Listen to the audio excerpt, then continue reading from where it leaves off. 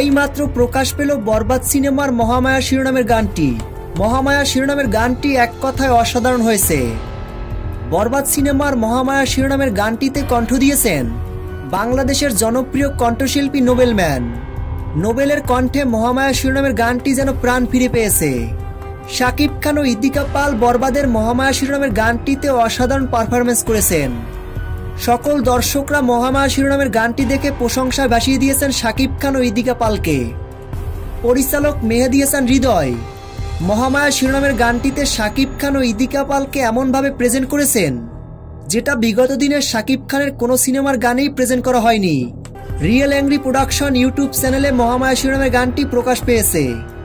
প্রিয় ভিউয়ার্স, মহামায়া শিরোনামের গানটি আপনাদের কাছে কেমন লেগেছে ভিডিওর নিচে কমেন্ট করে জানিয়ে দিন।